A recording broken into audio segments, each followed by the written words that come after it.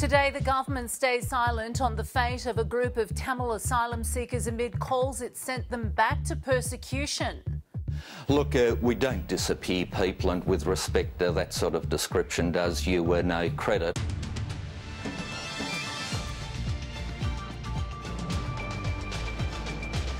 Also ahead, jihadist leader Abu Bakr al-Baghdadi emerges from the shadows to demand obedience from Muslims in Mosul. Rising Australian tennis star Nick Kyrgios returns home from Wimbledon to a hero's welcome. And shootout sub Tim Krul saves the Netherlands in extra time to set up a World Cup semi-final against Argentina. Krul has saved it! It's Krul for the Dutch! It's Krul for Costa Rica!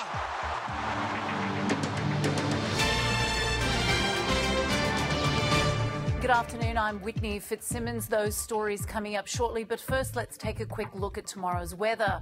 A sunny day. Working in news, it's a bit like a lucky dip. You go into work and you're not sure what you're going to get. I'm Whitney Fitzsimmons. This is Business Today.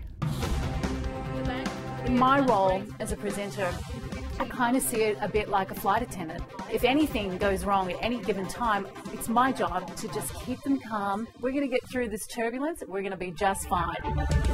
You've been watching Question Time. Hello and welcome to Afternoons. I'm Whitney Fitzsimmons. And I'm Tony Eastley. First to some crossing to Philip Williams in Ukraine.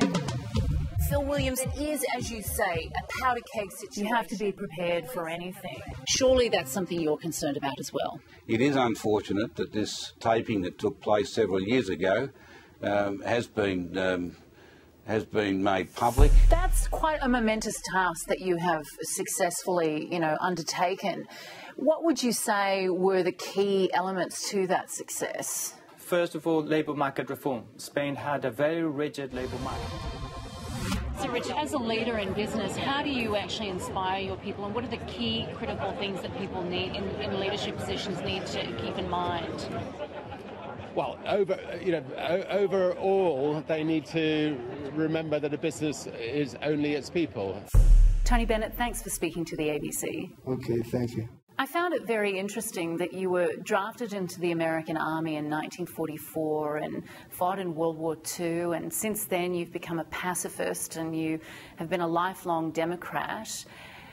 Looking at the last 10 years of American politics, you must have been very disappointed to see the US's position internationally. Did you use any of those feelings in your art and your music?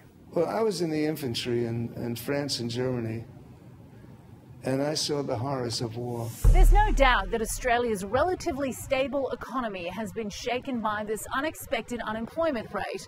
It's now at a 12-year high at 6.4%, and that's well above central bank and government forecasts. But some economists say it's not time to ring the alarm bells yet. Hello, welcome to The Drum. I'm Whitney Fitzsimmons. The bushfire emergency in New South Wales is not over yet, and we'll cross to Winmalee in the Blue Mountains where homes have been lost, and former Rural Fire Service Commissioner Phil Coperberg will also join us.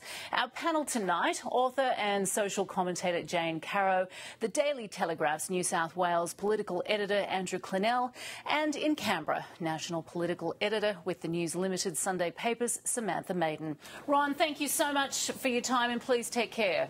A pleasure. Thank you. All right, let's go to our panel now. Jane Caro, just tragic circumstances, and it's amazing because such tragedy actually, can bring out oftentimes the best in people. Yeah, well, I think in a way tragedy focuses the mind. For more on the market action, I'm joined by Evan Lucas from IG. Good morning, Evan. So those geopolitical fears have yet again raised concerns on Wall Street overnight. They certainly have, and it was a very interesting sort of response to that one. You don't want me to do my Bart Simpson. We'll save that for later. Sure, we'll save that for the Christmas party. Thank you very much, Whitney, for offering that. That's it for us today. Thanks for joining us on Afternoons. I'm Whitney Fitzsimmons. And I'm Tony Eastley. I'll see you again on Monday. Stay with us. Mark Douglas is next with Grandstand. Thank you. Thank you.